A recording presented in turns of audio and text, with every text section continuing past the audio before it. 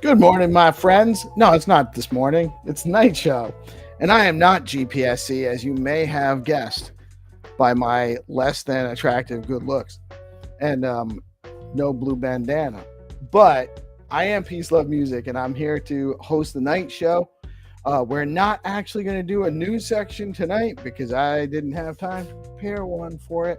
I don't want to give you guys the same news as last night. So I'm just going to bring in our guests. We have with us tonight Jack Binswitch. How are you doing, my brother? Good morning. You were in spaces all day today, man, weren't you? Yeah, man. Another day full of spaces. But it's good, man. Like Dave brought up a good point in one of them. You know, we're on the verge of something real big with, X in particular and AI in terms of original content creation. And it kind of, what he said aligns with what I think, in that there's going to be a premium on proof of human content, basically, going forward. Whether that's art, whether that's, articles, whether that's what we do, and so it's good practice, man. I encourage anyone in the ecosystem to get out there and just start talking, man. Just get yourself out there. Yeah. Plus, there's so much happening in our space. We need multiple platforms to kind of keep covering it all and get it all really angled out. Speaking of covering it all, we have a great friend of both of ours, Rafa, in the house, the dev behind several projects, and he's going to talk to us about some Beefy stuff tonight. What's up, my brother? How are you today? Good evening, stackers, Bitcoiners, Jack, Peace, Love, Music. Let's go. Let's go. How are you guys doing this evening? I'm doing excellent, man. I'm doing good. I'm feeling great.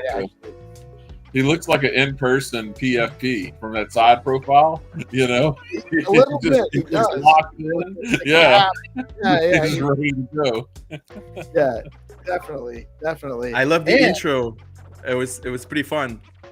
Yeah, It's not Giga Yeah. and his bandana. It's Peace Love music, fellas. well, to be honest with you, I kind of just started going into my regular like opening thing on the show. I forgot to turn myself on. I'm making mistakes. Like this is my first time doing it. Want to bring on our brother, another one of our brothers who dropped some great TA knowledge on us earlier today.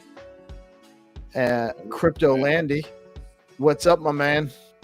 What's up, guys? What's up, Peace, Jack, Rafa? It's good to see everybody.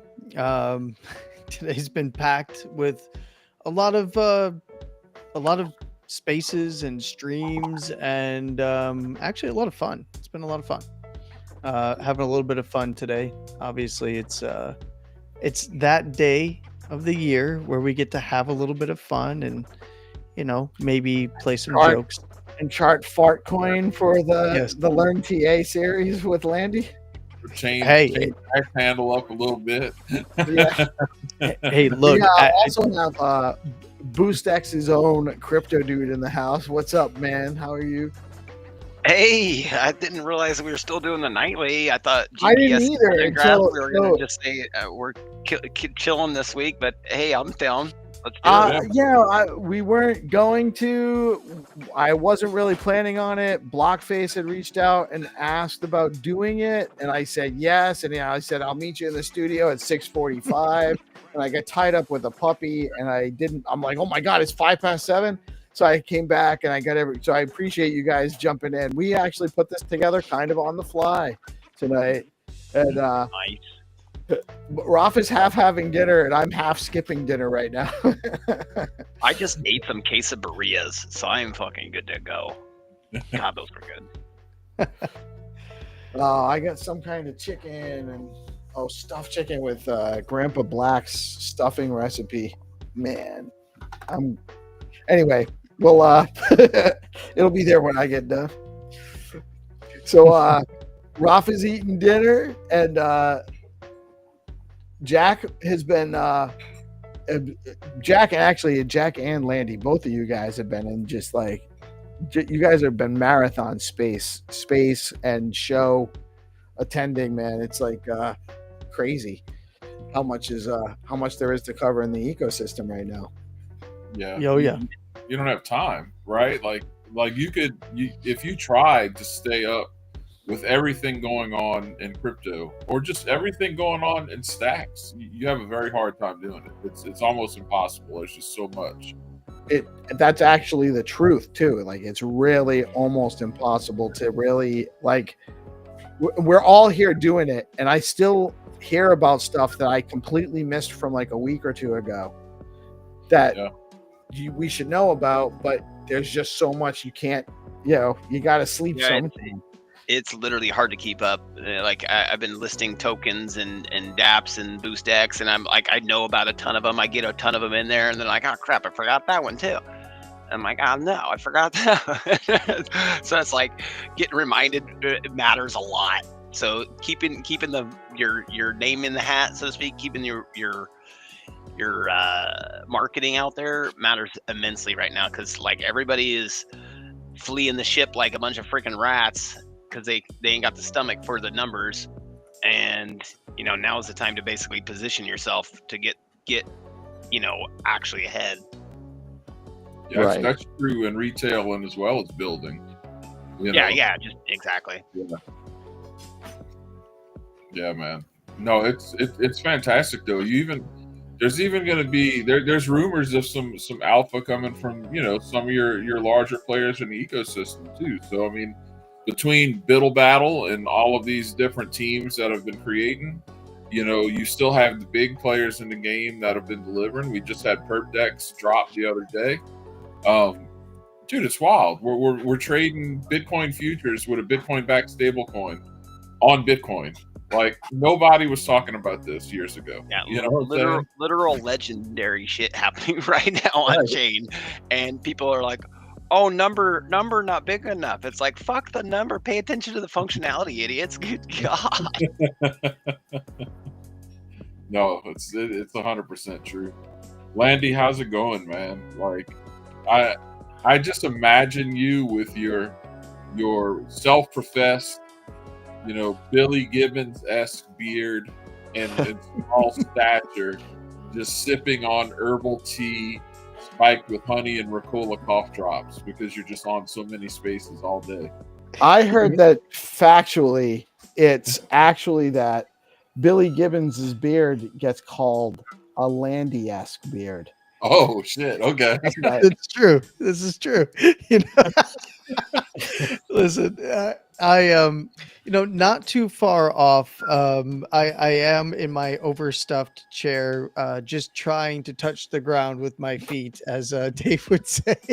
Speaking of which, he just posted that he's going to do a Sunday reset on a Tuesday for vibe coding. And the image that he created for it is he's got a scary accurate image of me sitting in a chair going wee.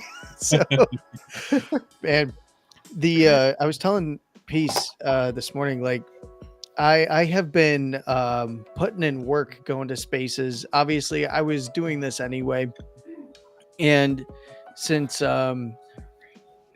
rocking the Hermetica badge, I've been getting a lot of questions about it, which we kind of touched on a little bit earlier today when Peace was talking about the yield. And one of the cool things is because I have a trading background and I can relate to others who trade perps. And if you've ever traded perps, you understand short and long. You understand that, long pays short, short pays long. And then describing how, USDH actually works when there is Bitcoin minted. When you use Bitcoin to mint USDH, it's essentially locked in a short contract. And that short contract is, short pay long when the market is overly short, but by and large, our markets are most of the time, even in the bear market, long pay short. And the yield generation, one of the things that he had noted was it was for like a day, yield on USDH went to 1%, which is how you knew that there was an absolute ton of shorts in the market, and that would need to change. Well, what changed? Well, we had Bitcoin move back up to $85,000, which means a lot of long interest came into the market and long space shorts. And now that yield is nice and fat again. And it's a beautiful thing to watch. It's been fun to explain to people. And I've actually had a lot of fun going to like different shows every day, losing my voice by the end of the night when I got to record. Guys, I will be back in 5 minutes. You guys keep going. Go ahead. I got a question for Landy really quick. Hey Landy, what's up with your .eth.sol? Well, see, as of today, I took my buddy Henoch's advice and I divested all of my Bitcoin. I sold all of my Bitcoin to buy meme coins. I'm now 100% into meme coins. I'm all about the meme coins. There is no more Bitcoin. I've also changed my name to landy.eth.sol. And, today is the day. I just felt like I needed a change. I'm front running Liberation Day by liberating myself of any potential profits in the future. Yeah, you just gotta own nothing and be happy, I guess, huh? Yes, I'm unburdened by what has been, as it turns out. Well, I mean, the good news is when the market picks up, you'll be a billionaire on paper for like a day. March, right? Yeah, basically. Oh man. No, I mean, look, it was a funny little April Fool's joke. Yeah. Mainly because I get razzed on a lot of different spaces about, because I'm a Bitcoin first guy, right? So there's the joke that I hate meme coins on David Gockstein's space in the morning. And at night on Nobu's space for Pump Radio, I'm I'm a Bitcoin maxi, Bitcoin only guy that hates everything else and will only talk about it so that I can highlight how Bitcoin is better. Which, you know, in a lot of respects, there's some truth to this stuff, right? But I definitely don't hate meme coins. Definitely am into Take a little alts. sugar with the poison, right? Yeah. Yeah, no, it's a funny joke. 19% today. Holy shit, Jack. I think we're a little over leveraged on the long side today. Just use Hermetica to gauge sentiment. I'm like, dude, this is the first stable coin that's an actual indicator. You know, like I know, right? I was literally just thinking that. It's like, damn, stable has a whole new definition now. It's been really look. I think, you know, for what Hermetica is building, what Jacob and the team over there are building, is what I've always wanted. And I think I've said this to him directly on one of the spaces. It's what I always wanted and envisioned, because we have a problem with stables where they are being backed by garbage assets known as vectors for fiat, right? And in treasuries and other things. And they might try to, like, you know, hey, we, you know, Tether bought a bunch of Bitcoin. That's actually a risk for them, because it's not being leveraged in the way that something like Bitcoin, the way in which Bitcoin is being leveraged for USDH. So it ends up becoming a possible redemption issue on their side that could provide for massive sell side pressure, as well as, you know, just not being crypto centric. It's the only real crypto centric stablecoin. So, I mean, I'm for it. You know what I like about it? For those of you who are watching who haven't been in the ecosystem too long, Bitflow, when it first started, they were kind of going to be like a stable swap exchange. That was like the first iteration of Bitflow. Mm-hmm. And the whole thing that they were like, we want our users to have real yield. And this DeFi cycle is going to be the DeFi cycle of real yield. You know, like, it's not going to be 6,000% APY. I mean, we're starting to see some of that, you know, explode and then immediately, you know, dump on Sonic right now. But, like, it's going to be real yield. That's the way forward. And by having things like stables that can generate yield is massive. And it's much more so when you start, you know, then seeing protocols take a flywheels like, you know, USDH has and make it into a whole other aspect of DeFi. And that's going to be part of the evolution of DeFi, I think. And so, you know, like I like to tell people, it's not easy being early. If it was, everyone would do it. If you're paying attention right now, make no mistake about it, you're early. And it's just wild to think what this space is going to look like in the next 2 years, you know. And I anticipate a lot of cool stuff before that. But just 2 years from now, what are we going to be talking about? I think that we're going to see things we can't even conceive of right now as crypto natives. For sure. I mean, I would not have, you know, before Valar launched the perp decks, I would not have envisioned there being a Bitcoin first perp dex built on stacks, which is basically just a vector for Bitcoin smart contracts, right? I mean, this is not, it inherently survives off of Bitcoin. It lives and dies with Bitcoin, right? And just by its very nature of how the protocol works. And Bitcoin ain't going anywhere. Stacks ain't going anywhere. And now there's a perp dex. And we've got USDH pairs. It's insane. Yeah. We've got dexes that are getting funded up. Like, this is, you said it, it's real yield. It's not garbage, right? And you're not going to centralize players for all of your needs in DeFi when DeFi is the narrative going to CeFi players, right? Now you can go to legitimate DeFi players with your Bitcoin. That's insane. Yeah. It's insane. I never thought I'd see the day, yet here we are.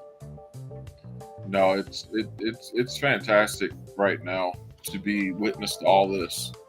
And again, like, I don't make as many spaces as you do outside the ecosystem. I've been making more than usual, and you do see a theme developing, and we already knew this because we talk about it all the time. You see it on a timeline, but you do see how the attitude in crypto is evolving, and how there's more of this idea and understanding that, okay, we need to be building on Bitcoin, we need settlement on Bitcoin. This is becoming not so much a revolutionary idea like it was several years ago, and now it's more of like, okay, you're just at the starting line of what's coming.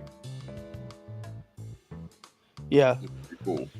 it's so early that I know it gets old when we say that, like, hey, we're so early. We have no idea exactly how early we are even now. That's how insane things are. I mean, just at the pace that things are moving now with traditional financial players, in traditional markets now getting heavily involved in crypto, and it's barely scratching the surface. It's kind of insane. Especially if you've been here for multiple cycles, it's even more insane. Yeah. And a lot of people left, right? Especially after last cycle. They got washed out. Choke point 2.0 took them right out of the markets. They've been skeptical of them ever since. Maybe they've dabbled here and there, but they haven't gone in the same way as they did last cycle in terms of retail or non-crypto focused investors. And now, we've talked about this before. Now the bigger players are going to come in, buy up the assets, repackage them to resell them with points, right? Whether that's on the management side of things, or whether that's creating different wrap products or different product service offerings for managing this stuff for people. And we're so early that we're talking about how to push the space forward to them still, so that they can have an out from some of these bigger players. And I think that's the next big battle, and we've got a massive lead on them. They got the money, but we got the lead. I agree with that, and I think that another place where we're really going to shine, because you're a lot of people are starting to talk about, okay, this is going to be app season. So like, I think what we're going to see is a period here where we attract business to DeFi. Yes. Business solutions from every aspect of their financials, even to eventually like point of sale terminals, because the point of sale terminals we use every day, they're not equipped to handle cryptographic transactions. There's so much opportunity that's going to be built up around this, and you're right, 100%. We have the head start.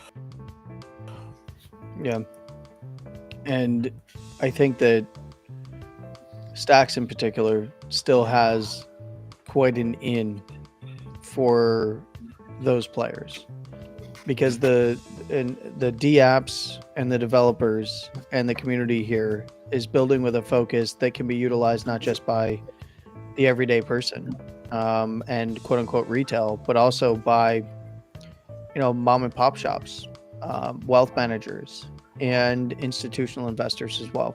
So I think you're going to see a lot of them come to platforms like this and chains like this in order to facilitate what they want to do in terms of packaging their products, especially when it comes to the yield side of things. So it's going to be a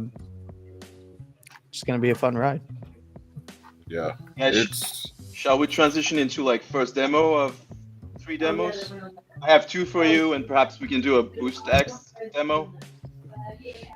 Yeah, we can definitely run some demos right now, but actually right before we do some demos, I have a quick question for you guys. This is actually really important.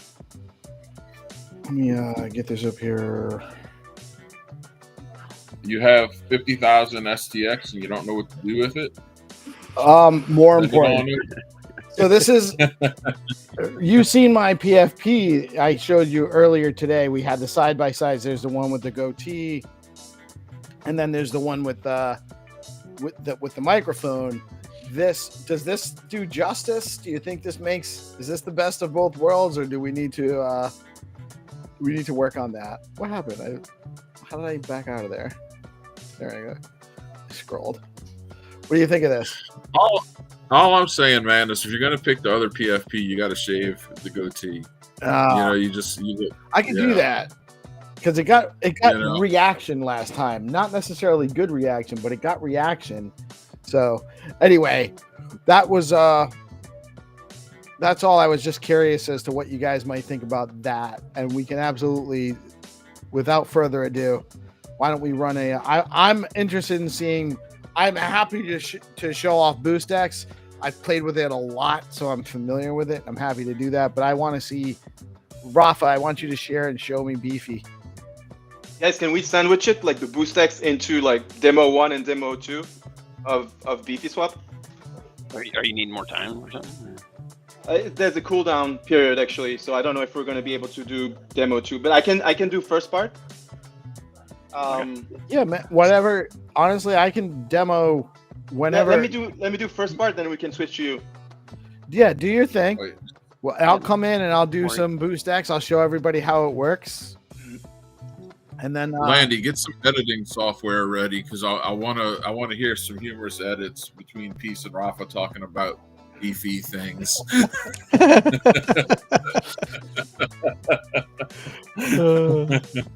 By the way, is it normal that when you speak, the music goes louder in your ears? No, if it's a little loud, I'll turn it down. Okay, because when you guys speak, I hear it lower, and then when I speak, I hear. Anyhow, should I? Rafa, tell everyone what Beefy Swap does. Yeah, for sure. So this is the ancestor of what is going to become the best bridging experience in the Bitcoin space from layer 1 to layer 2. So what I've done here is an order book adaptation of Catamaran swaps. So I simply forked previous Catamaran swap contract, and then I added a layer of, bid, ask, take big, that ask, and submit swap, like an order book a little bit. So for example, here, what you can do is you can see the price of Bitcoin stacks versus Bitcoin. It's around 725 sats for one stacks. And you can, for example, you can create a bid. So a bid would be you buying stacks. So yeah, this is an ancestor of what's going to become a much better bridging experience, but let's just go through it. So when you create a bid, essentially you're signal to the market that you are interested in buying, in this case, a million sats, a million satoshis, and the price for it would be 1,377 stacks. So you can do that, or you can also create an ask offer, which would be the opposite, right? You're selling stacks in this case. So when you're selling stacks, so for example, I'll be selling stacks, 10% above the market price. So 799 sats instead of 725 sats. I don't have much stacks in my wallet. It's pretty dry. But for example, I can sell 2 stacks, and that's the equivalent amount of Bitcoin, 2 times 800 satoshis that I would be asking for. And what it does is I'm going to essentially lock that amount of stacks in the contract, and then anyone can actually take the opposite side of that trade by essentially sending me the Bitcoin and unlocking the stacks. And there's a trick here where you'd be actually depositing a little deposit to sort of penalize you if you don't follow through with the swap. So it's as simple as that. I'm creating a swap here by depositing 2 stacks, and I'm asking, 800 satoshis for it. Yeah, so that is just the first So here it says make ask, so it's processing, so it's broadcasted to the Stacks blockchain, and it's going to say, I'm depositing 2 stacks, and I want, 1,598 sats in exchange for it, and so that's the Bitcoin price for it. And So it's almost a decentralized OTC trade. Yes. So this product is probably not going to have like mainstream product market fit, but you can imagine, 2 counterparties that just want to exchange stacks for Bitcoin trustlessly, and they could do it via a smart contract this way. And that's just the first leg. I'm just signaling to the market that I want to sell 2 stacks and receive this much Bitcoin in exchange for it. Yeah. So if I refresh here, you see that my order is now in the order book. It's official, and anybody, except me, of course, I cannot take my own offer, can actually take my offer. So if I go to a different wallet here, I could take the opposite side of that trade. And as I mentioned, in order to reserve that swap, I would have to pay a little deposit. It's around 3% of the stacks that I want to unlock. These numbers are funny numbers, right? 2 stacks is nothing, right? So 2% is 6 cents. So I could decide to take that side I could decide to be on the other side. So let's try. So it's about 3% though. Looks like it's about 3%. Exactly, 6 cents of 2 stacks.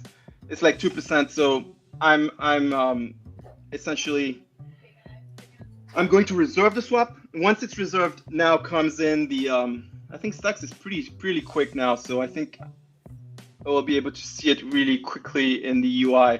This is a beta version, so it could be better. It could show you intermediary states, and then there you go. You saw it, right? So here I'm taking the opposite. So I've just deposited 6 cents, so 3%, and now this is where this is where it becomes not very user-friendly, because there is a 6 blocks cooldown period, and that is to avoid having your reservation invalidated, and then you send the Bitcoin, and then you try to unlock stacks, and because of a fork, now you cannot unlock stacks.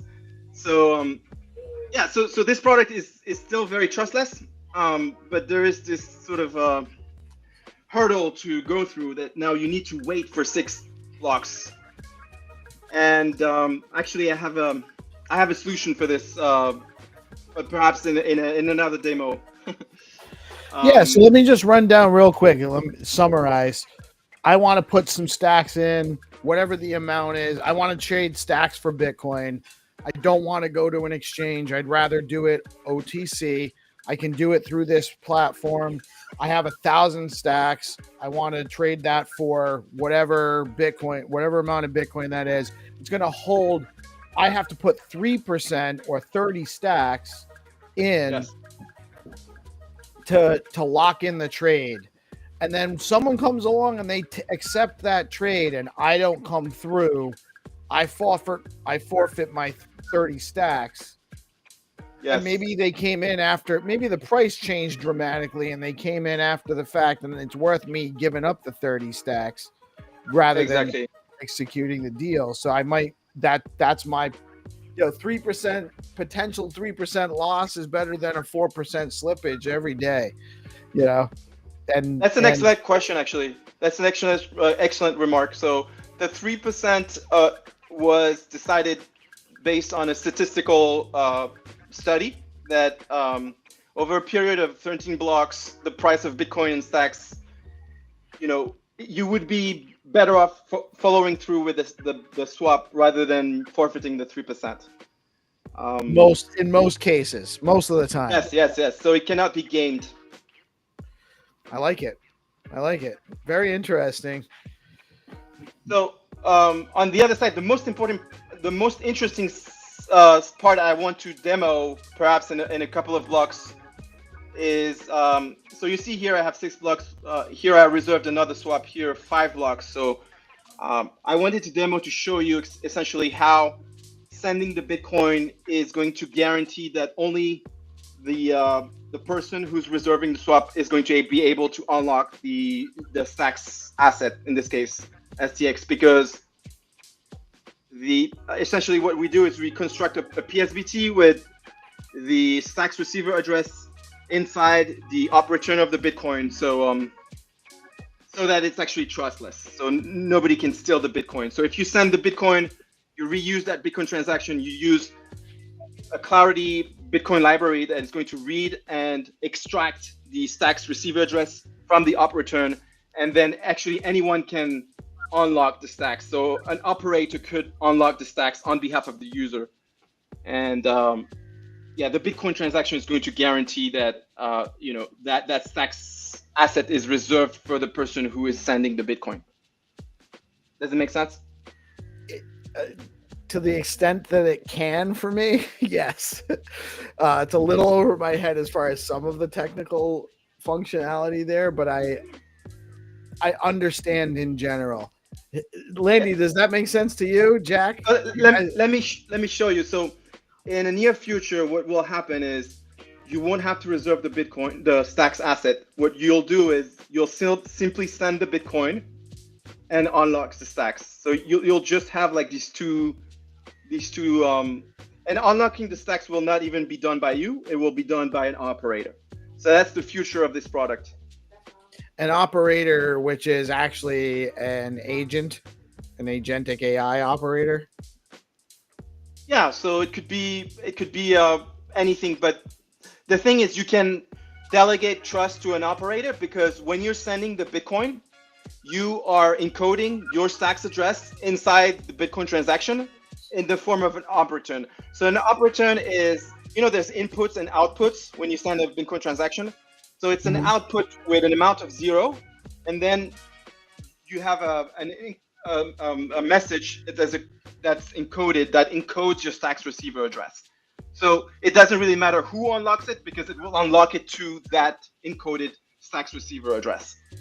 Ah, that's it. Yes. Very interesting. And that's what I want to. So you see here, it's reserved, whatever, But now I have to send the Bitcoin, but the UI is telling me, hey, you still have to wait for the cooldown period, because of that thing that I shared about, It just requires 6 block confirmation before it. But this will go away as well in the future. Very like I'm talking weeks. Oh, really? So it's something that Yeah. you've kind of figured out. You just got to build it out. Yeah. So 2 things. Some of the Stacks Core engineers are working on something that's called replayability, and that allows for stackers to know about a stacks block or a stacks tenure that is anchored into a Bitcoin orphan block. So when Bitcoin forks, there's a whole bunch of stacks transactions that need to fork with Bitcoin as well. But stack signers know about these transactions. So some of the core engineers, my understanding, they're working on this bleeding edge technology that allows to replay these transactions. So you wouldn't have to worry about this.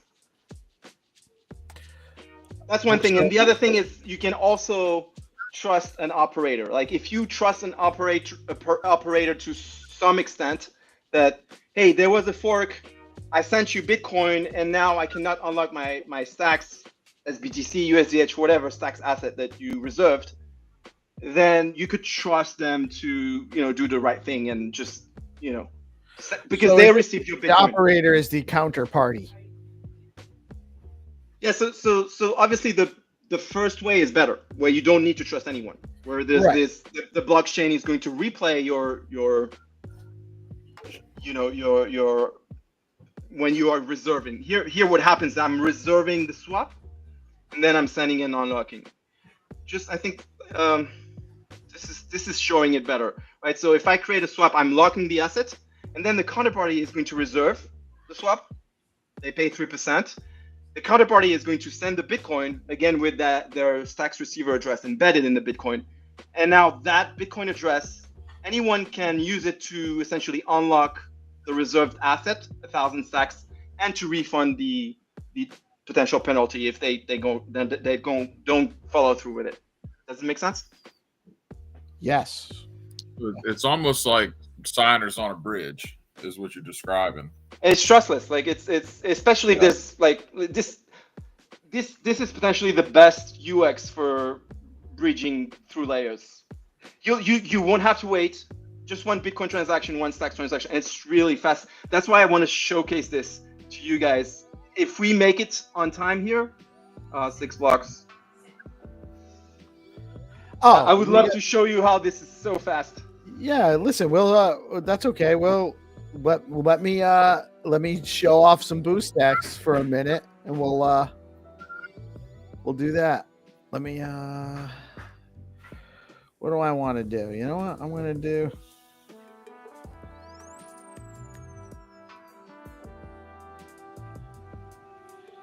I'm gonna go. No, I want to go to, yeah, there we go.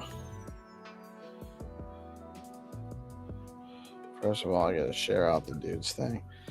And Rafa, by the way, that's super sick.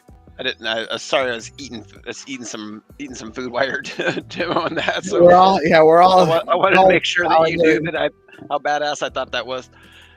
That's a clean UI for being able to swap between layers is super imperative for basically a user experience, and having obviously the trustlessness is really nice, but the user experience to have that baked in is nice. You know what I'm saying?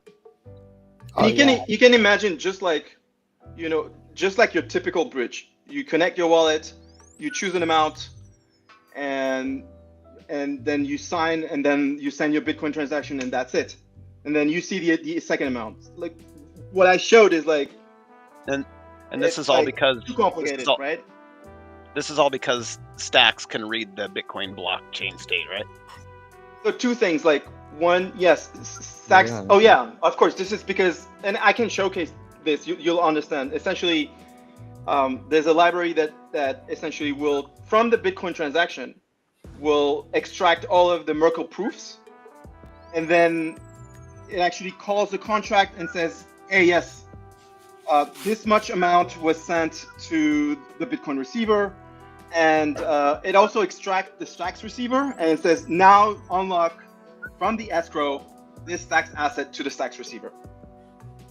Oh wow! And just like, yeah, this can be adapted to be like the best bridge ever. Like, and it's going to wow lots of people for sure.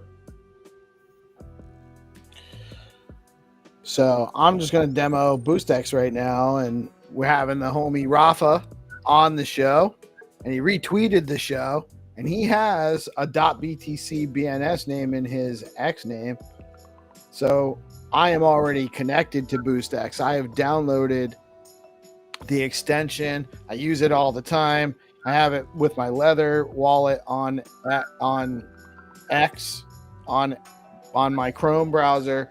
And so I'm in X, and you see this disconnect button that shows that I'm connected to the BoostX. And this little orange rocket ship shows on any post by someone with a .btc or a .stx BNS name. And I can click on that icon. This is actually my testnet wallet, so I don't have a lot of funds. So I have like 1.8 stacks in here, Rafa. So I'm not going to be able to send you much, but I'm going to send you one STX so that you can bump it up to 3 STX on your next demo. Don't forget your message at the top so he can get that in his little notification, And I'm going to put, we miss you, GP. You're sending that to Rafa and tell him. Yeah. That's quite generous. It's like $6 in 6 months. Yeah. Probably. Possibly more. I mean, who knows? What's cranking out of this ecosystem is bananas. So here I have my transaction. I click confirm. And that's it. Yeah, people just a heads up to the people watching, he's only sharing his window, so you couldn't see his wallet, but he gets prompted basically to confirm the transaction with his wallet, whether it's Leather or Xverse. That's right. So, and I have this final screen here. Oh no, that's already. I'm watching the recording on X. I'm like, wait, no, why that's still on there? So crypto dude, you just updated BoostX, didn't you? Yeah. So, are you talking about the one that's live for everybody right now, or the one that's still like the one I'm hammering on literally right now, basically? No, what's coming next? Let's get some alpha. Get some alpha. Yeah. Want the alpha? We got some alpha from Rafa. Let's get some alpha from you, man. All right, so we got NFT transfers done, basically. TLDR, make it nice and short for people. You can just as easily as you're, just seen with Peace, clicking the rocket and sending Rafa some STX. You'll do the same thing, click the rocket, and then instead of just going straight into selecting the token you want, you'll actually first select an action, whether or not it's transfer NFTs or transfer tokens. If you want to transfer an NFT, you just select transfer NFT. Then you select from your owned collection, or one of the collections you own, basically. And then you select the corresponding NFT, card, basically, of the one you're wanting to transfer to that recipient. It's all literally the same form, basically. So it's the UX, or the user experience, so to speak, that should be very familiar with everybody that's already using BoostX. And then, we're also adding basically the NFTs tabs to the profile pages. So, laying the foundation for some, on-chain reputation in the form of NFTs and badges and whatnot. So, people will be able to install BoostX and then kind of flaunt and show off and see other people's NFTs on their profile pages. Obviously, we're gonna, have different collections over time, but one of the collections me and GP have been talking about and collaborating on is basically what we call the Cryptonaut collection, which is essentially everybody that is doing the first boost of a specific token, one of the supported tokens, that SIP 10 tokens. It's currently 31 of them. If you send a boost via BoostX, obviously, and I might have done a couple last night just to kind of block business. Just a couple though. I didn't go crazy. Yes. You know what this means, right? Yeah, it's the race now to do the first boost of a token, basically. So, but if you do the first boost of, like, for example, we'll just say the NOT token. I think that's already maybe been done, but we'll just say STX or SBTC. If you're the first one to send that particular token via a boost to whoever, then you are basically getting yourself put on a reserve, mint. You won't even have to mint it. It's just going to be, obviously yours because you're the first to mint that token, but basically an NFT collection that's, one of ones, all one of ones, and, relative to the first sender of that token, hence the name Cryptonaut. You're venturing into the DeFi on X space, so to speak, being a pioneer. I might have won a couple with the fine to earn, but it might have been Zenitron. I don't know who sent them first. Some of them, who sent the rewards on BoostX first for some of those early rounds. But it's probably Peace. Now Peace is like, no.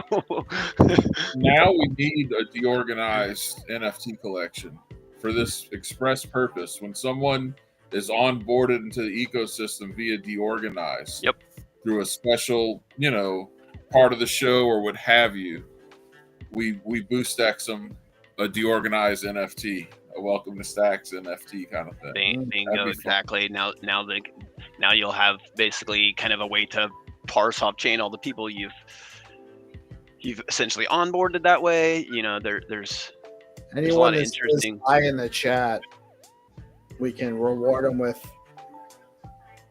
an NFT. Anyone says Yeah. what in the chat? What'd you say?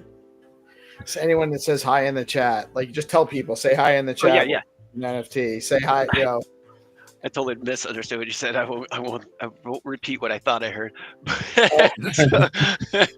So yes, though, basically, exactly. Incentivize participation, and then, also rewarding them for onboarding, rewarding them for events with NFTs rather than just straight tokens, getting your art out there, your collection, growing your community, basically. That's what the whole point of that is. And having a way for the people that show it off on their profile pages goes hand in hand with that, obviously. So Yeah, I think that would be awesome. It'd be a lot of fun. It encourage. I don't know. Like you said, not only does the show, who was brought in via DeOrganized, but there could be different series NFTs. There's already all these ideas around games, in this space anyway. It's brilliant, man. Yeah, exactly. Kudos, crypto dude. This is awesome. Yeah, thank you. And also, Zero Authority's, reputation for bounties and stuff like that. Those NFTs we can display on right here in X, so that and we can, provide a little link to like specific collections. Obviously, can have a corresponding DApp or whatever, So we want to help use the collections as surface area to help also redirect and help new users discover it. So, like for example, if Rafa comes to my profile page and he sees that I've got an NFT collection that he's never heard of, and it's about a specific DApp, not only could he, appreciate the art right there, but he could also get a little bit of a click through process to find that DApp. Exposure to the DApp. Exactly. Explore the ecosystem, basically. Nice. Very nice, man. That's the thing. We're also very fortunate because there's so many people putting pieces together and bringing these functionalities that kind of make all of the applications stronger just by having all of these different tools within our ecosystem. There's no Bitcoin layer that has this level of functionality. Not close. No, dude. Look, if this was 2022, you know what we could do on Stacks right now? We could go to Gamma. It still might be called STX NFT. we could get some Alex. We could go to STX Swap. Maybe get some Welsh that was still an abandoned puppy at that point. There wasn't nothing going on. That's about it. Right. That's it. And here we're talking about just Arcadico light years and just just a few year time period here. Like it's crazy to think about. Yeah, the development The next year, wow. the development of the Stacks ecosystem has been very carefully crafted by a buttload of Giga Brains, and there's been a monumental effort to make sure that the Bitcoin ethos has been core to the whole vision, being able to leverage Bitcoin without changing Bitcoin, obviously, and maximizing its security, very much like, Satoshi said in one of his, old Bitcoin.org, forum posts or whatever, where he's talking about, leveraging the same compute, for a different network, basically. So Stacks is doing basically exactly what Satoshi envisioned. And, everybody that's looking for short-term games, sure, they can play the Gamba game on another chain. But if they're looking for, a solid technology stack, Stacks is literally it. If they're looking for a short-term gain, they should tune in to today's the early section of today's Learn TA with Landy, because Fartcoin's gonna rip, according to him. It's gonna literally No rip. pun intended. It's gonna cut the cheese. It's got heavy lift potential. Yeah, and actually, I'm not trying to say don't do that if that's what you're into, you're a speculator or whatever. By all means, go for it. But I've seen lots of people get a little sour grapes when they get wrecked a little bit and kind of get disenfranchised from the whole Web3 and crypto and stuff. So just for clarity, while I'm not saying whether you should or shouldn't buy any meme coin. It was more of an April Fool's gag that we started the show off with a TA on the chart analysis for Fartcoin, which does look like it has some potential, in the short term if you were looking to do some short-term trading, but always do your own research, obviously. Catch a little bubble, like. It's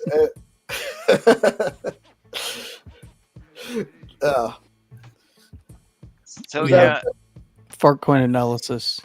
It's I was gonna say, malodor. it rips. It really does. At the end of the day, And sometimes it's a chart. Yeah, well, it does have a lot of liquidity, so it's technically a pretty liquid fart coin. So You don't know what you'll get. you might not like what you get. I was, for a little while, I was providing concentrated liquidity via Meteora to that pool for Fartcoin. So it's kind of hilarious. Giving them the Wheaties. Yeah, look, I mean, the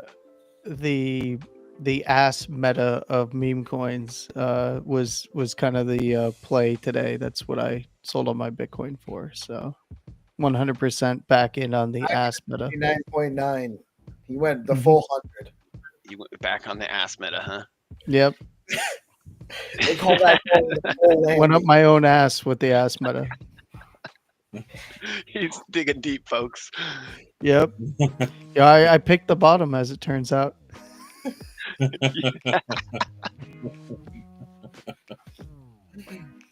Yeah, we're really all just like 10-year-old boys still. Yeah, like you just You're don't lose that. I don't care how old you get, you don't lose that.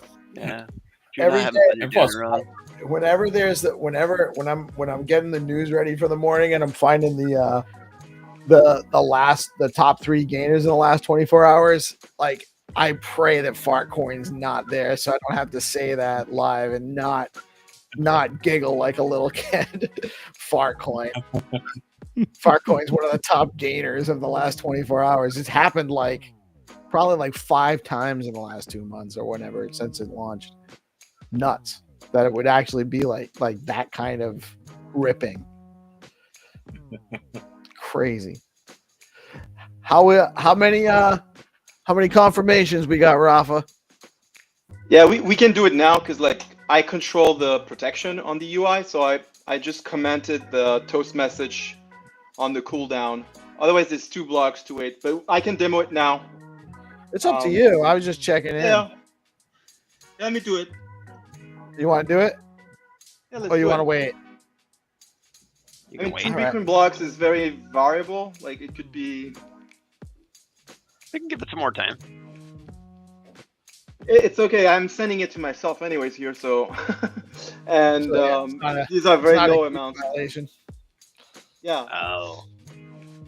So yeah, just to show you so see here it's still in cooldown, and that's the reservation of the swap, and that's to avoid that if I send Bitcoin and then there's a fork that invalidates the reservation, I won't be able to unlock stacks, right?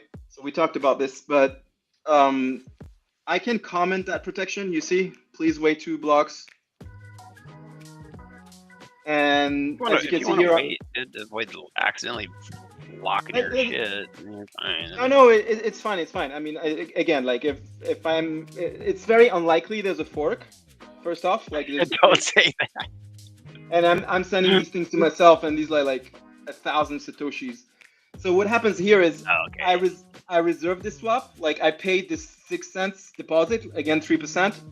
Hold on, are you sharing your screen or what's going on here? Oh, nobody's seeing this? No, we don't have it. No, we don't have it. Yeah, you got to reshare your screen. Homie, you're on the wrong window, I think. All right. Sorry. I was juggling. Jack saying goodbye. Zenitron, what's up? Zenitron dropped in to the show. Hey. What up? Hi, everyone. Hey, Zenitron. Can you guys see it? Hold on. No. Well, maybe. I think. Hold on 1 second. Yep. Uh, See no, it's your. like Are you sharing your browser? Or are you sharing your whole screen? Or because I think you're sharing the wrong window if you're sharing your browser. Window. It looked like you were sharing the restream.io window instead of your Entire YouTube. screen. Okay, my bad. is it Entire in screen. is it in You don't have to Chrome? share the entire screen. Just you can select your specific window if you. There you go. There we All go. right. So as I said, now there's actually only one block remaining. Sometimes blocks are faster than others. So here I've reserved a swap, meaning that the counterparty already locked the stacks asset. And so I pay 3% of that stacks asset to incentivize me to follow through with the swap. And this is a beta, so there's more blocks than, and if I were to go really in prod, it would be more like 21 blocks. But essentially it's telling me that if I swap, then I'll get my deposit back and the stacks asset, of course. And as you can see, there's a protection here, but since I'm in local, I can comment. And now this is where the magic is going to happen.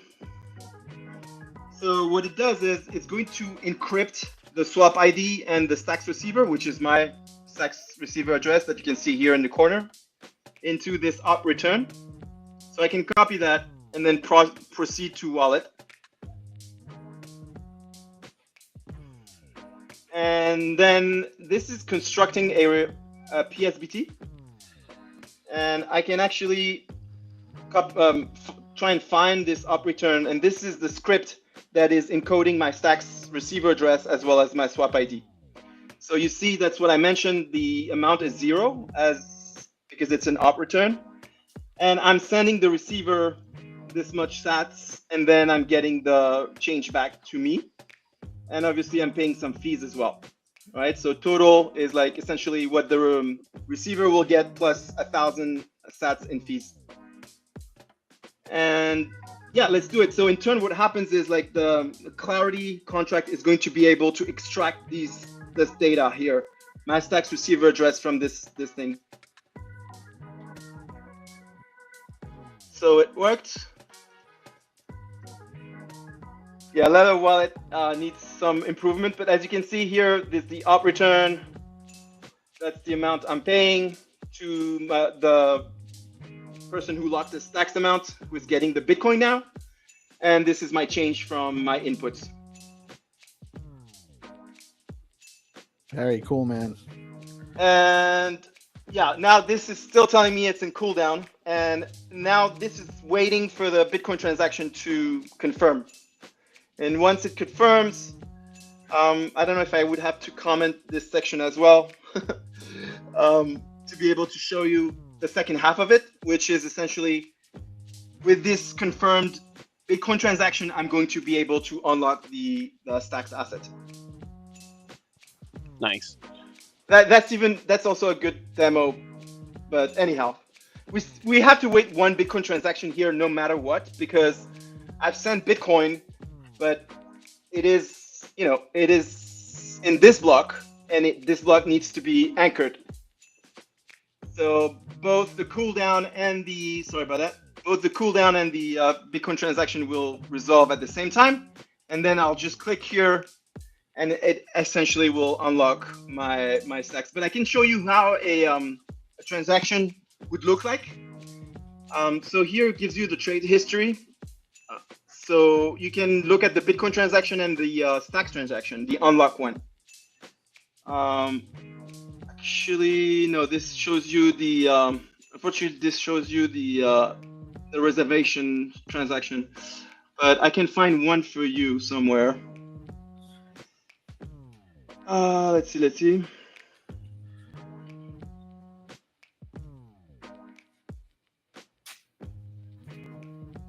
There you go.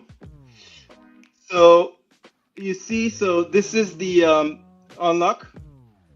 We're calling the submit swap segwit function in the contract, and it takes that Bitcoin transaction and it's going to cut it down into all of these Merkle proof data. that Clarity is able to, from the Bitcoin transaction, read that, oh, okay, this much Bitcoin was sent to the Bitcoin receiver. That's correct. And now we need to unlock this much Stacks asset to the Stacks receiver address. Nice. There you go, guys. This So is here, sick. as soon as this block anchors, you'll see here this will switch into confirm, and this will allow you to unlock. And unlock is just a Stacks transaction. Again, it's like a couple of seconds. So you can imagine in a near future, you'll only have to, mention how much Bitcoin you want to swap for whatever amount of Stacks assets, and then this step 2, you won't even have to do it. Because again, as I mentioned, the Stacks receiver address is anchored in the Bitcoin transaction. And so anybody can call that function, and it's going to unlock the Stacks asset to your Stacks address.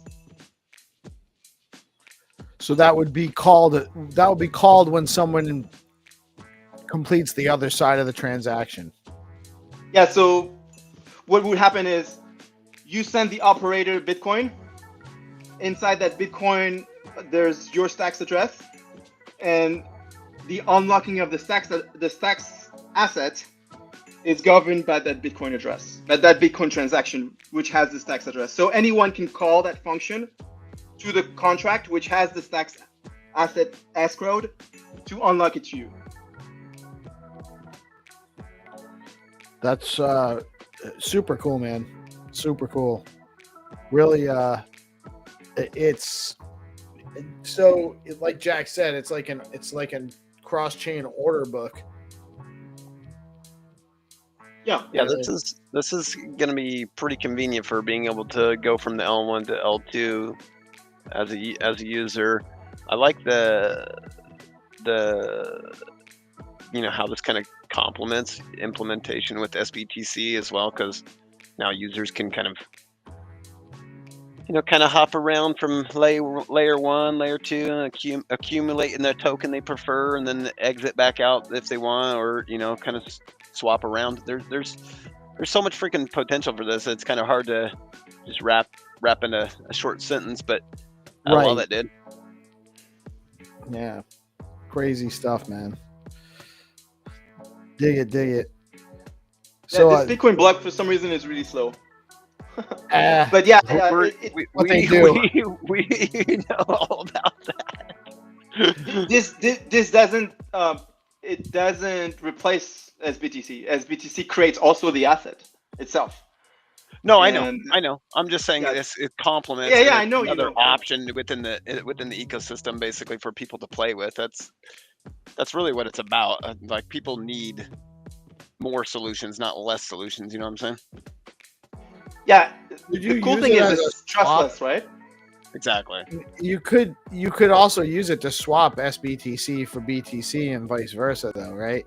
It's not the same as the peg in because it's not minting SBTC. It's just swapping it between. Getting into the L2 a different way. The way I look at it is like the L1 is like kind of a highway and the L2 is a highway, and you need different on ramps and off ramps between the two, and you don't really want to have everybody take the same exits. You know what I'm saying? So, right. Having multiple exits is beneficial. Having multiple exits and entrance is beneficial for when markets get volatile. You have options. That's not the only function here, but that's a function here. Yeah, and Fridger has actually UI and an implementation to swap from Bitcoin to SBTC, so I'd like to mention it. And the way it works is you have to know your counterparty in advance. And it's pretty simple. I can connect here, no problem. You have to know your counterparty in advance. Versus using like an escrow type of interface, right? So it's also he doesn't have like the escrow part where you reserve like the swap. Oh, that's on Catamaran. Okay, yeah. Yeah. And 36 You're errors. in his wizardry over here. And Rafa's got his wizardry. Everybody, Xenotron's doing his wizardry. A and bunch of wizards. Rosar's- yeah, literally. Oh man, I love it. So he's in beta, so he's limiting it to a very small amount. And yeah, so it starts from the SBTC that is being escrowed in the contract. And actually, I misspoke. You don't need to know counterparty in advance. You escrow the amount of SBTC into the contract, and then it spits out a swap ID that you can share with anyone. And then essentially that person has to send you the Bitcoin to be able to unlock this is an S-Tax asset, right? SBTC. So it's the same process. It's exactly the same process. There's no deposit to incentivize people to not abuse this thing. And I think that in the contract you can So it's the specify same a process. counterparty. It's basically very, if not the same process, very similar process, just a different input token, essentially, right? Because yours is from STX to, or from BTC to STX, right? And this is, kind of just SBTC and BTC pairing. I literally forked his contract and I added, all of this shenanigans where you can create a bid, you can create an ask. You can also, in the contract I created, you can also counter an ask, right? So for example, if this is a large amount here, 10,000 stacks, and they're asking for, 15% above market, I can send a counter offer and say, I'll take it for 10%. And that is it's possible too. And I also like in this contract, there's also you can specify your counterparty so that it doesn't even land in the market. It doesn't even land here. Let's say I just want to swap with you, crypto dude. So I would just specify. It's not reflected in the UI because it wasn't a priority, but it's possible. Specify the recipient basically, and not have to kind of have it indexed. Yes. In other words, just because they have awareness of it ahead of time. Yeah, everything is transparent though, right? It's on the blockchain. But for example, if you are a stacking protocol and you are swapping your Bitcoin to stacks on a centralized exchange or on Simple Swap, and then Simple Swap has a bit of a amount of fees. Perhaps you can just, if a Bitcoin stacks miner who receives stacks and they're incentivized to go on the other side, then you guys could match.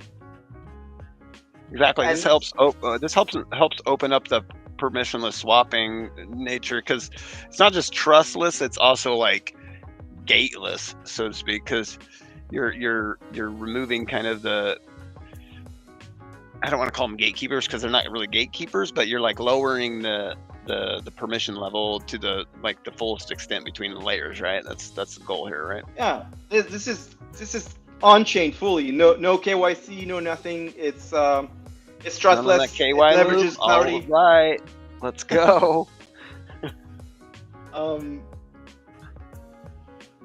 Hell yeah, man! This is epic. For some reason, this is still not anchored.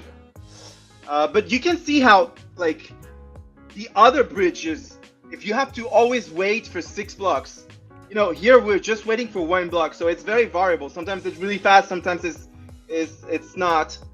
But right now we've been waiting for a while, and it's kind of frustrating. So you can imagine pre-Nakamoto stacks blockchain's frequency, right? When we were 1-to-1, you're still kind of going to be a huge improvement, right? It's instead of waiting 6 blocks, you just wait 1 block. That's it. No, this is legendary stuff, man. Most definitely. Yeah, super cool, man. You guys should try it if you have the need, obviously. But if you don't, that's fine. But again, you don't have any slippage here in terms of if you're swapping for a large amount and from SBTC to stacks, for example, it's going to be these AMMs are quite large, but if you're a huge whale, maybe doing OTC with someone, this is almost like OTC. It's over the Bitcoin. That's like but- on-chain OTC, basically. Like Yes, exactly. yeah, this is legendary shit. I mean, people that are in the trenches should appreciate this for sure. People that are kind of more of the green around the edges, that they probably will have a hard time appreciating the nuance here. But you most definitely are bringing down the I don't know how do I want to say this. You're fucking putting some fucking fire under some players' feet. Let's just put it that way, because you know there's been a lot of value that's going to players that could be going to the users. And that this is good for the end users. Let's put it that way.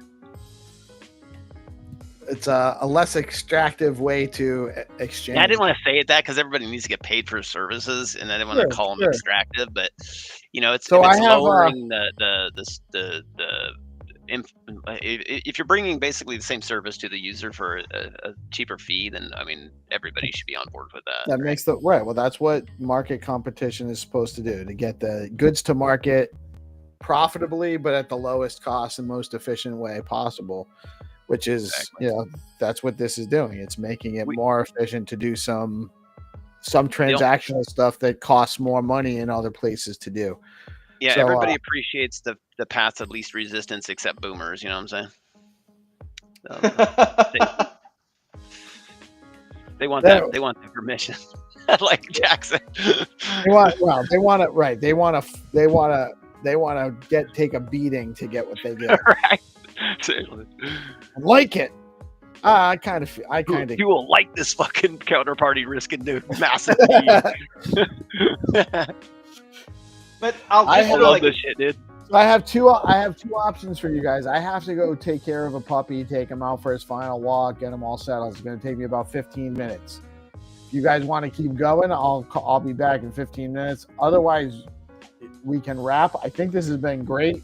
I'm not trying to cut it short. We've been going for an hour and 20, so we got a lot of stuff in. Rafa, you're always welcome, by the way. Like we're happy to have you on morning, night, anytime you want to come on and show us whatever. Always welcome, brother. Yeah, I'll have like a retail demo of this pretty soon that could be of interest for the audience. And I haven't demoed the second part. I did show how more. You guys are also looking for testers, both apps, right? Catamaran and Beefy. Factory. You're looking for people to just get on there and try it out. Oh yeah, exactly. Poke around on it. Exactly. I'm just saying I'm going to incorporate a retail version of this inside of Factory. I think pretty soon. So I'll it'll be very simple, and again, it'll be the best experience for bridging into a layer 2. Nice. Very cool. Yeah, man, it's cool stuff. Absolutely. I'm definitely going to get in there and try it out. I didn't realize I could do it with a lower amount too. I thought it had to be bigger swaps. So I can definitely test it out for a smaller amount. Just throw some stacks transactions, a little bit of Bitcoin in there and stuff like that. Just bounce it around. Be fun to try it out. It's Beefy Swaps what's the address? Fun. Beefy Swaps.fun. All right. I love the name. Yeah, it's great. There was all right, I gotta take my puppy out, guys. Do you guys want to keep going, or do you want to? I can call it right here. We can call it from my perspective. I'm fine, unless Zenitron or Shiflet or Landy or Rafa has anything else to say. I'm down to. We've been here for an hour and 20. I mean, I wanted to bullshit demo for a this. little bit if anybody wants to. Yeah, I can stay because I wanted to demo this. So the step 2 unlocking, which is just a stacks transaction, but it shows you what's doing under the hood actually, because it will print out fetching Bitcoin data, etc. If you want to stay Chiflet, I don't know how long it will take for this here's block what I'll do. I'm gonna go take care of the puppy. I'm gonna leave it running, and if I come back and nobody's here, I'll sign off. Oh, look! It just went through, guys. Hey, Speak of the devil. Rafa, it's always a pleasure spending time with you, brother. Don't ever question. Go have your dog. Go have your dog relieve itself outside instead of inside. I'll We'll be be back. here. Okay, now my UI, I don't know why it's not picking up, but it should. Oh no! We're doing it live. Oh no, it burned me. Yeah, this is calling the mempool API actually. So this is what's called development. Doing it live, folks. You get to see a lot more of this type of action on STX more than anywhere else because because we build in the open. We like to show the users what it takes to kind of work through the little bugs, and he's doing it live right now, and he's waiting for his. I think your UI has probably just got a state issue, right? Probably. Yeah, so I don't know if the data is stale. It's not calling the API, but it should call it every now and then. So yeah. What API are you using on that for just while we're waiting, so we can just the mempool? But give me a second. I'll just figure that out. Have you thought? Is there any like WebSocket APIs you could maybe integrate on that for monitoring, so that way it's a little bit more? Yeah. So first off, I don't like that it doesn't allow me to click. I would rather have it. Would rather allow it to click, even if it's not. If the indicator is telling me it's too soon. Gotcha. Yeah, so usually that's what I do, but here I commented something. I don't know what it did, but let me. Let me just. Yeah, so this is basically what developers have to go through every time they're building their code. They walk it through, put themselves in the driver's seat. Make sure that they're doing their quality testing. Obviously, they have unit testing as well, but from a mental stress point of view, we also like to get in there as the user and walk it through and about 10 dozen times until we feel it's nice and solid, and then have a few users use it at first, make sure they get the same results, slow roll it out there, make sure everything's hunky-dory. Keep an eye on things. It's kind of the process from a high point of view. Any luck there? Oh, it did it by itself. Like, okay, cool. Hi. So again, as I said, like it's going to call the mempool API, and perhaps there's a lag there a little bit. But we can see that this is my transaction is just anchored. I don't know why they're putting this upside down. And now they're doing that because it's April Fool's, and Oh, okay. trying to be funny. Yeah. So now this is the transaction that anybody could call to unlock the stacks to my address here, and it's fetching the Bitcoin data from the library and doing all these Merkle proof from the Bitcoin transaction, which is this number here. Right, this thing, and it's also extracting the stacks receiver address from the up return that I showed earlier, and then it's calling submit swap essentially. And again, anybody can call this because it will unlock the stacks to the correct stacks receiver address. So no foreknowledge required. Basically, just need to know basically the essentially the function to call with the proper arguments, basically, and then. Good to go. Yes, exactly. So from this UI, you don't need to know anything, right? I just clicked, and then it called the library, transformed the Bitcoin transaction into, and as you saw in the background, it also updated the UI here, and I think I bought 2 stacks. I think your UI is so honestly so traditional in the terms of an order book that you've almost demystified it to the point where people can't even appreciate what's going on because you're going from L1 to L2 and you're just it's just an order book. I mean, I know that's the goal, but it's not doing it justice. You know what I'm saying? Yeah. So yes, so you can see that I've received my 2 stacks over here. I do have to say there's like a 10 bips amount here. And this is the Bitcoin transaction earlier. I don't know why Leather is putting it afterwards, but this is prior to this transaction. So I just sent the Bitcoin and I received the stacks, and it disappeared from here and it appeared inside of the trade history over here. But essentially the second step where you unlock the stacks, anybody can do it. And that's why it makes sense for an operator to do it rather than the user. Sorry to interrupt there, but can we also now view those transactions now on the mempool and on the Hero Explorer, or yeah, we could see them right all along. So now it's anchored several. So you see, this is the amount of Bitcoin I sent to the Bitcoin receiver. I did pay 1,000 sats, so it's actually 2,454 that shows in my wallet. That's the up return that encodes that data that is going to allow it to be trustless when you unlock the stacks.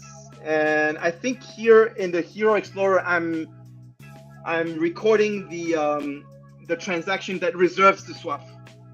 But it is possible to find the transaction that is going to unlock the stacks asset, which is this one. Yeah, you gotta love how this is just leveraging the op return too. Yeah. It's like nice, like very, very elegant. You know what I'm saying?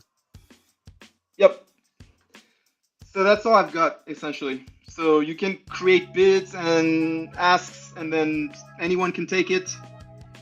They have an amount of time to send you Bitcoin, and from that Bitcoin transaction, they can unlock the stacks asset, which remains completely trustless. And this will be one Bitcoin block and one stacks block very, very soon. And again, you can imagine it as a bridge. Like, you don't need all of this stuff if there's only one operator. So kind of to put it all back into perspective, users are basically able to swap between, their layer 1 Bitcoin to the layer 2 stacks token in a trustless, permissionless manner that doesn't have any slippage, and you essentially don't need to know the buyer ahead of time. Basically, you can just plug it in there and then somebody can fill the order. Yep, and it works. So even though this is in beta, this is very safe and it works. Catamaran swap is limited to a smaller amount, and I'm sure he'll improve it and make it available for larger amounts. So these beta apps are in functional work state, and I'm sure like iteration of this will come and make it even easier for people to bridge.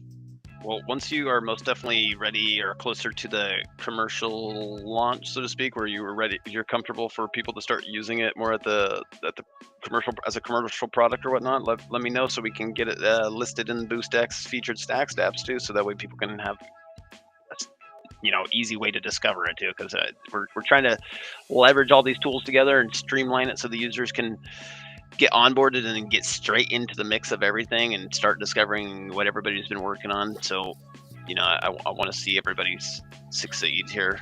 And this is some legendary shit here, so it most definitely deserves it.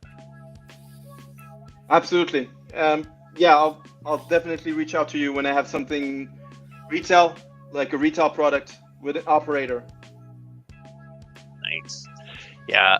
Also, on that same note, like I've been thinking about updating the stacks, the featured stacks dApps module on BoostX to include listings of test, net specific or apps that are looking to have testing or testers, so we can kind of get testers involved easier, and also kind of try and incentivize and help reward people for testing. There needs to be that flywheel, so that way the development cycle of things can, have a constant iteration, essentially. It's hard to find testers, I know. Trust me, I've experienced that firsthand. We're working on, so one of the things Trip's working on too is to help us create some maybe incentivization for testing, specifically testnet testing.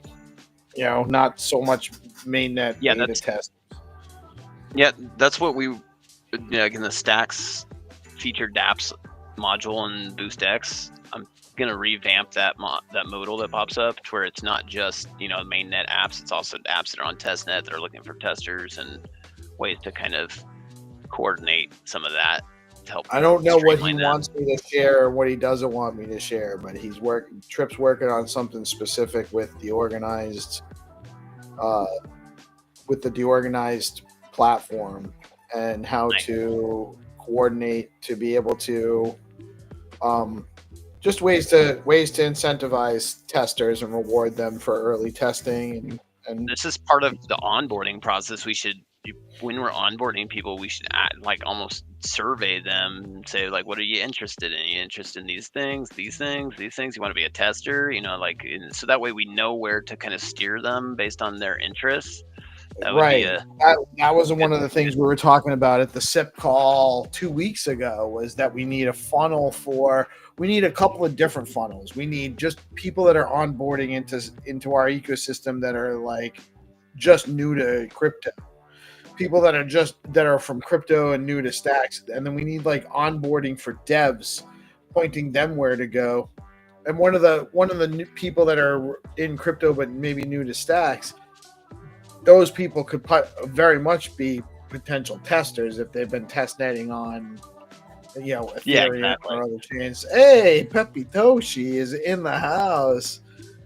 Hey, Pepe Toshi. Hey, sorry, buddy. I accidentally had an error when I put your Pepe coin in BoostX. I'm an idiot. I had a typo in there. My bad, dude. It's kind of. You're good. It's coming this week. I promise.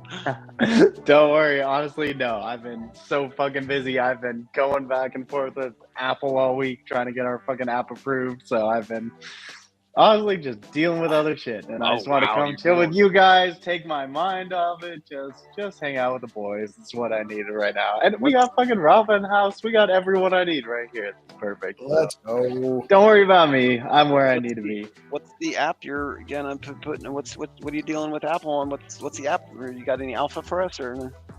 I mean, it's no crypto alpha, but if you're trying to meet your woman, that's what we're going for. So we got it's like an AI dating app. So it basically like pulls in all of your data from as many sources as possible, like Apple Photos, Health, Facebook, YouTube, TikTok, all this stuff, and basically figures out who you are as a person, what kind of personality you have, where you rank on different like personality matrices and sociological studies and psychology studies, ranks you across like lifestyle, physical compatibility, sexual compatibility, and then sets you up with a bot that basically guides you through the whole process. So you can just ask it for basically anything you want. You can say, find me a girl who's Armenian, who loves to go clubbing, who is going to be down to gamble on some degenerate meme coins with me. And it'll go to its best to find that. And it's got Twitter integration too. So yeah, that's what we're doing. But it's a lot of work, honestly. It's stressful. So it's nice to take some of that. So what you're saying is you're doing some weird science over there. Please let me get that. Wait, sorry, say that again. Sorry, I'm on Starlink out in the woods. So what you're saying is you're doing some weird science over there? We're doing some real fucking science. You might not be old enough. Peace is probably old enough to get that. How old are you? You're probably not old enough to get that reference. I'm 29, so probably not. No, not unless he caught it like an afternoon, like a rerun movie on a Saturday somehow. Yeah. So let me clue him in here, because he's saying he's basically building virtual girlfriends for degens. It sounds like. I mean, the thing is, it's real girlfriends is the thing. So you're actually meeting real people. It's meant to like basically figure out who you are and then match you with the perfect person on you. So it's more like the Black Mirror episode where they the AI finds you your perfect person. Gotcha. Okay, I totally misunderstood you then. My bad. Because I heard AI powered girlfriends, and I immediately thought weird science. Was like, I mean, that's what ChatGPT is to me at this point, because I'm fucking spending 90% of my day with ChatGPT just building this shit, and I'm like, dude, I might have just gotten Sim trapped. Thank you. That's a really good idea. So you're something I'm thinking about quantifying people's compatibility via AI, basically. Is that what you're doing? Yeah, so we've got like 1,200 traits that are real-time scored by agents across literally like 1 billion data points that you might have across everything the internet knows about you. And then we figure out, okay, who are you and who are you going to be compatible with? And then we learn along each step of the way. So as you say, like this girl, she was a little too clingy. She wanted too much money. She was, not quite my physical type. Then it'll learn and it'll just iterate over and over again until it finds what you want. So it just kind of learns, which is pretty cool. Nice. That's actually super cool, man. You're going to help a lot of people out, I think, because a lot of people do need to find healthy, happy relationships, and that starts with basically compatibility. So, if it's based on consent, let's go. That's what matters, right? That's what Bitcoin's all about. That's what, you're doing. You're bringing the proof of, I don't want to call it work, but you know what I'm saying? Proof. Yeah, no, it is. It's all about love. It's all about love and community. But over time, you're gonna get more and more, like your data is gonna grow, and your network is actually gonna become more intelligent based on the outcomes of the app. So it's just gonna get better and better at figuring out what goes with what is compatible, what's not. Save us all a lot of time. Right, yep, and plan the perfect thing to do. Like, you don't got to think about, okay, what should I go take this girl out for? Like, it's going to plan the whole date out, it'll schedule it, it'll do all the legwork, it'll help you maintain it once you do have one. So it's like, okay, now I've got... You just got to remember old Peace, Love Music and Friends. When you, Oh, I can't forget you guys. No way. I'm going to have you, each and every one of you, you got to have wifed up and happy and pumping your meme coin bags. That's the goal. You got to get you rich and wifed up. That's those are the two goals with you. I'm wifed up. You're halfway there. You're way ahead of the game, really. And I'm rich in spirit, actually. So I'm already. But I still like to hang out with you. So, I'll be there. All right then. Yeah, I gotta make sure that I put the disclaimer out there too. Already taken. So no hunting for a new wife here, just in case. Okay, but I've been I want to make sure that's for a out there. long time before, and honestly, the maintenance is the hardest part. It's like, what am I getting her for our anniversary? Where am I gonna take her out? What is the artist she's been listening to that I haven't really noticed? Where I gotta find this niche concert and notice that he's in town on this date and buy the tickets and take her out to her favorite dinner. And so I want to help people maintain it too. So it's going to make guys the smoothest guy ever. Every guy will be just super smooth. That's really what it's going to do. Hopefully women will just be happy finally. We'll just finally get, now you're chasing the that's just so that's impossible. That's just impossible. But I appreciate you trying. I commend you for your effort, sir, and I will most definitely support you in such effort. But I also know you are biting off a big ask for a happy wife. We're gonna do our best. That's all we can do. That is wise words. We are gonna do our best. But I have a wife. We repopulate the earth just a little bit, I love women so much, but they are never. You can't make them happy. No, but you can always do a little bit better job. That's for sure. You can always find you can handle your business enough to make yourself happy with the outcomes. That's really what you can do. You make them happy. You make them appreciate you enough to get a decent women are interaction with them. Women very, very much appreciate proof of work. Let's just put it that way. There you go.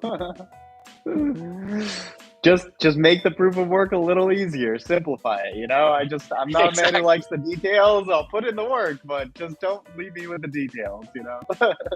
That's part of it's the stress of choices. There's so right. That is what it is. Too much. So let the AI tell you, break it down for you. Although she'll be think of it Think of it like your best friend is also best friends with her, and you just get to go talk to him, and you're like, "What's she into these days? What band is she into? What's something she's been eyeing?" You know, that's kind of the idea. It's like, and I feel like we used to have that. Like, it used to be that like everyone's friends groups intersected, and you had all these extra touch points, and there was a lot more of that. I feel like we don't have that. Like, people don't have that best friend they can lean on for advice, who gives them good advice, who will like point them in the right direction. So hopefully it'll be that for people. That's kind That's of a good cool. observation. Yeah, it is a good observation. It's a sad one, honestly.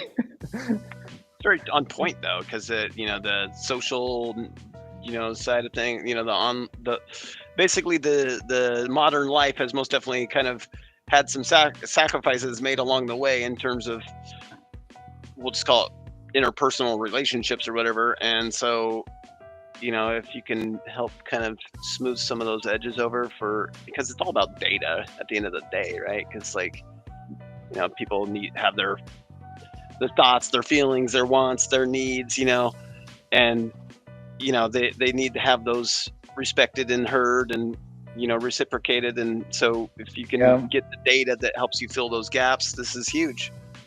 Yeah, I feel like men and women just kind of like need a translator at this point. And I think that's kind of like the social media era where everyone's in these like crazy subcultures, and we're in our own little meme community, which has its own culture and its own values. And it's like, people just don't know how to like talk to each other anymore. They're not sure what the expectations are. They're not sure what the standards are.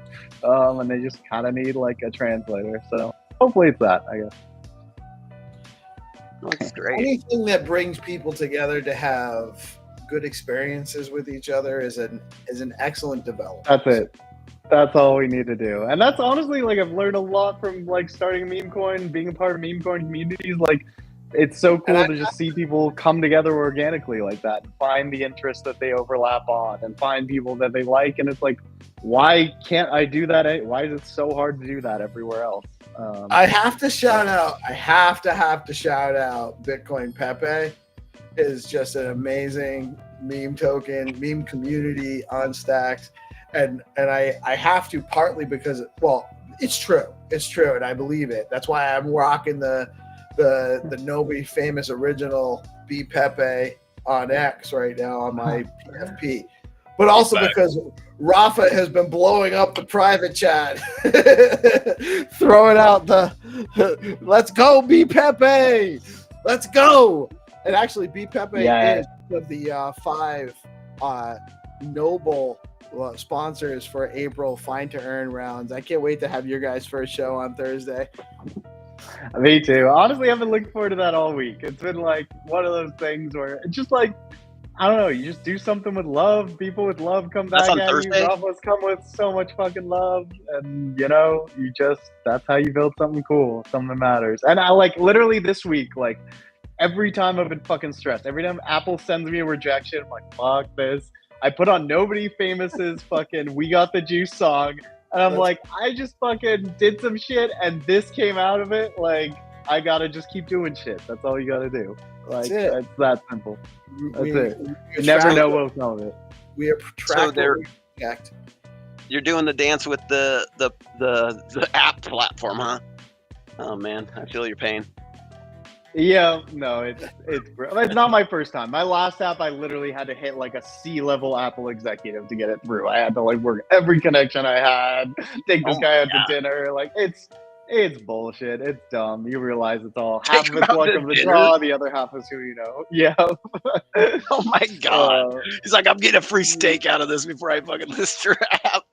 What a fucking what the fuck? Man, I'm doing that's how the wrong. game works. Stack stats, I guess. I could be getting free steaks. No, that's why everything sucks. Honestly, it's just the game. But I think this AI shit will equalize it. Yeah, that's why I'm being the change with BoostX. I'm not doing none of the fees to list. We're just, I'm gonna do a little bit of, make sure it's not just complete garbage. Make sure it's got some solid, fundamentals there in terms of functionality and following some basic standards, and then good to go. That's exactly what you do. Just push it out there that people want. Do it as effectively as you can, as cheaply as you can. That's what we're doing with this. It costs a fuckload of money. I just signed up for Tinder. It's $40 a month, and I didn't get a single match, and I spent 5 hours on it. And I was like, bro, why can't we do this for free? Facebook can do shit for free. Someone can do this for free. Facebook can show me the ad for the thing I want most in the world the second after I think about it. Second before I think about it. We can do this shit. So just they're planting just build cool shit. Yeah, so yeah, they are. It's crazy. On Thursday though, this is when the morning show is gonna do the Pepe Find to Earn. Is that what you guys said, right? Thursday. Yep, that's us. All right, cool, nice. Make sure everybody should tune in. I'll try and push the update because like basically I've got a couple changes I'm pushing, and your fix for your token on BoostX to get that fix is in there, and I'm just gonna push that rather than because like I was trying to get the NFT transfers and the NFT tabs on profile pages in the same push, but I'll do NFT transfers plus these minor fixes, including your fix. I'll push those first, and then I'll do the NFT tabs in a second push, just so we can get it out there sooner.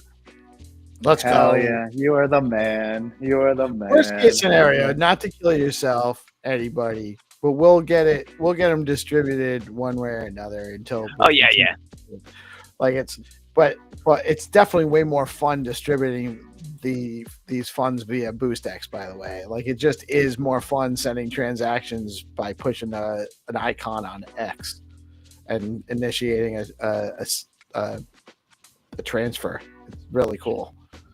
Yeah, and we'll also, since we'll be, pushing this along with the NFT transfer, we can also start raining out some NFTs. So there we go. Yeah. There we go. So is it any NFT, like basically, or anything that's in my wallet will show up? Yep.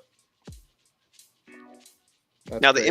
the image rendering does depend on Hero's cached images. So if you're like not following basically specific standards, like essentially if you're like kind of deployed on kind of a one-off scenario or something, you didn't really use gamma, or you're not following the standards that are kind of now followed, it might have issues rendering your image in the form. But by and large, everything's rendering fine. There's if there is some sort of issue with your particular NFT collection, if you're like an OG NFT collection, kind of like Disruptors are, which we've had to kind of create a little bit of a caveat handler for OG Disruptor rendering in the form because we were pre that standard basically. So it is what it is. You got to kind of do the dance and make the accommodations when people request them. So if people got an NFT collection they want to that's for some reason maybe having issues rendering in that form, let me know. We can try and figure something out. We'll have to take it on a kind of a case-by-case basis depending on the collection in question at that point. But by and large, everything that's following the latest standards will be good to go on a forward-going basis. So, fun stuff there. We can start getting that proof of participation in these games. We can, even if maybe they, especially once the airdrops are done, that's going to make it a lot more convenient. But, the raining out the NFTs to not just winners, but also, frequent flyers, so to speak, frequent participants, make sure they get a little love too. Yeah, Rafa just said BoostX is a growth hacking strategy into a Web3 social app. Don't lie. And I can't disagree with him because it really is it's a really just a crazy unlock for making our engagement stuff hit on a different level than what we could do before. Yeah, it's most definitely different than all the other Web3 attempts to integrate with X because they're all leveraging like an account basically that acts as a bot that kind of leans on, a little bit of potential for getting nerfed with the ban stick, so to speak.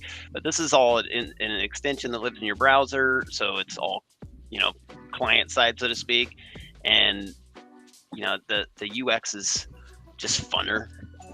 And those, who wants to type out a message necessarily to send some tokens? Sometimes you just want to click, So yeah. That makes a difference. I'm just thinking that, BoostX is a great application for our synergy with FineTurn, with DeOrganized Media, how we onboard users.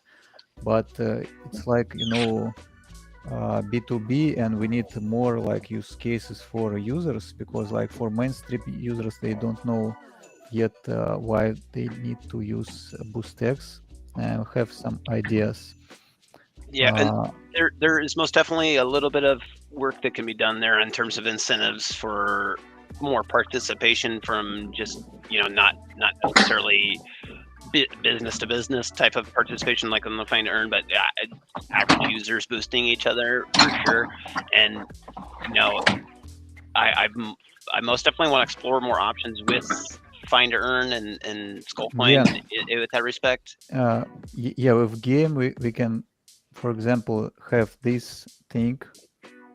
Since we have NFTs with 2 layers of information, we could ask players to send these NFTs to each other. Maybe they will have some important information to find the treasures.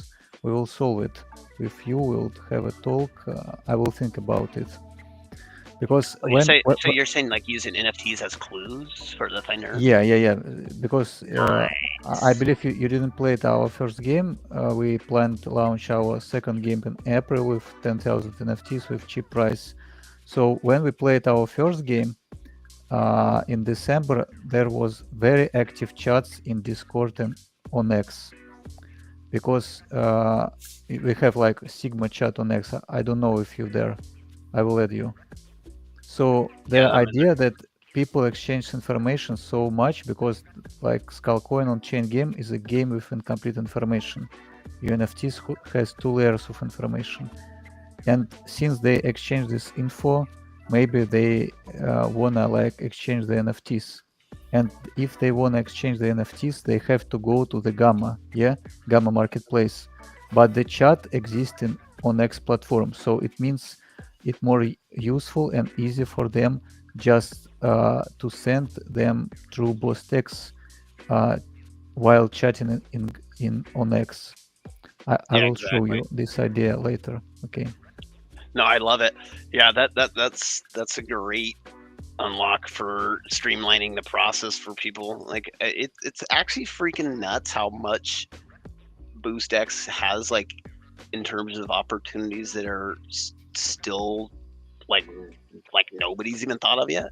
So like every day we're thinking about, oh man, if we did this, then we could do this, and then we could do that. You know, it's like this chain of unlocks basically that's happening. It's awesome to be a part of. I mean, me obviously being behind it in terms of development is, you know, I'm not gonna lie, it's pretty cool. I mean, I'm just as surprised as everybody else. So let's go. Let's go. No, it's sick, honestly. What you guys built is awesome. And like I could see for like even my app I'm building, like we're gonna have these bots like trawling across social media, like trying to hook people up. Like we could totally add a paid feature like supported by Boost that like integrates directly with social platforms. So I think where the eyeballs are and connecting payments to where the eyeballs are is going to become like increasingly important. And I think a lot more people are going to take advantage of that. So you guys are in the right place. You're doing sick shit. So good job. Yeah, we're all building together, and all our interests are coalescing. It's legendary shit. Also, CryptoDude, you can think about whitelists. I don't know if it's possible. Maybe we can make somehow whitelist, because for now I create whitelists just manually. I add people and add them to posts, and I just click on only mention people can participate in the game. But maybe we can do somehow like this whitelist, since like you have these usernames and people have to install this extension. So what if there was a way that you could make it, because people join the whitelist by responding to a post on X, or sometimes other ways too, like they'll notify us on a, but is there a way to make it so that BoostX can tell, like we can set it so that certain users have access to make a post at BoostX or at a certain @ handle that'll allow it to track? Yeah, username response on responses or something? Yes, something like So this. you're would be you're basically interesting. trying to automate the whitelisting procurement, right? Yeah, because like for now it's okay. I can do it manually day by day because we have like 50 people, and this is a maximum for one game for whitelist. But if we grow and if we make this process more automatically, it will be very cool. Yeah, that's a matter of just looking at the logistics of kind of the flow. We can most definitely talk about that in more detail, though. I'm sure we can figure something out because I'm doing something similar. It's not probably exactly the same, but it's using boosts to track. Well, basically, we're basically going to launch what's called a Cryptonaut collection. Me and GP and some others are going to launch this Cryptonaut collection, and the people that are the first to send a boost of a specific token, for example, Pepe token, when it comes out, the first person to send a Pepe token is going to basically be considered the Cryptonaut of Pepe token on via BoostX. And so they're going to basically wind up on a, being put on a list for, it's not really a whitelist, it's more like a reserved NFT, but it's the same principle. I understand, but I just wanted to tell any founder, but I'm as a founder have no experience, but it's just my vision. I can tell to any person that users have to see any incentive to install your extension, because like the problem nowadays, we don't have mainstream users, we don't have like Web2 users coming to crypto. Yeah. So what we can give them? We can give them joy and money. So, for example, joy and money comes from Bitcoin Pepe. This is amazing meme coin culture and community. And we are doing game. We give them opportunity to earn money, from thin air by using their creativity in fair competition, without like bots and AI participation. And this is my vision, because like organic growth and mainstream users, normies, that's the most hard, like difficult users to onboard. Yeah, so in terms of incentivizing users to onboard, it's most definitely kind of one of those scenarios where it depends on exactly what you're trying to onboard them to. Specifically, if you're talking about into the Stacks ecosystem, there's an approach as a user, there's an approach as a developer. If you're talking about just onboarding them into using like BoostX, there's a specific approach. If you're talking about onboarding them to use, the find to earn with Skullcoin, there's another approach. These approaches do have overlap for sure, because they have a lot of interdependencies, a lot of dependent parts, right? But they also have their own dependencies that are kind of standalone or separate potentially. And, discussing those, where they overlap and figuring out the logistics to see how they can be streamlined is most definitely what these conversations are all about. In terms of like, in general, incentivizing more participation from users to boost in general, well, two things. Right now we're having users engage with tweets, right? And then how they're engaging is dependent on the context. So like with the find to earn, they're just replying with the winning location that they hope, right? They hope that they got the winning location, they're replying with that Google Map location, right? And then you're cross-referencing it. So that is, we'll just say more in a linear sense, because you're posting your find to earn, and then there's the responses from the users, and then you're gauging them and saying you're declaring the winner, right? You're managing the game. And in terms of like getting users to use BoostX, the user in BoostX in that scenario is more the platform of Skullcoin and the find to earn, right? And so if we could, obviously you're trying to get them to grow your game too, right? So if you could incentivize them to boost your post that is about the game, the find to earn itself, if you could incentivize them to boost your post and also retweet it in the process, or quote tweet it in the process to get it further out there, then they are creating a little skin in the game, right? And then you have now a metric that kind of helps you separate the spammers and and whatnot from the people that are more interested for the community, right? Because they're willing to put a little skin in the game.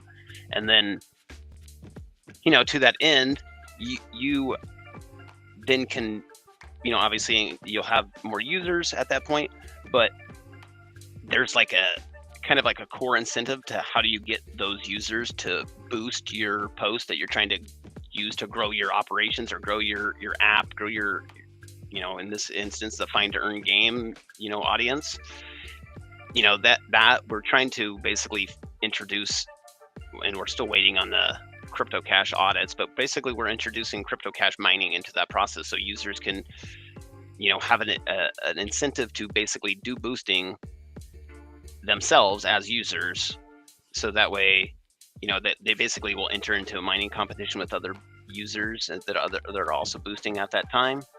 And depending on how many people are mining that particular block, that's the proof of transfer light mining process. And then they people might ask, why would they want to get that crypto cash? Because you can then stack that crypto cash and earn yield in the form of STX. So basically you as a booster would have an incentive to boost more because you would have a chance to mine crypto cash. Then you could subsequently stack that crypto cash and then earn STX from subsequent boosters that are happening elsewhere. So people that are it's like a deep integration. I don't want to call it a deep integration. It's like a deeper flywheel, basically, into the boost process. So I think that will help incentivize growth for, I know this is a little off topic of what you were talking about for whitelisting, but I think it'll help incentivize the growth for the participation in the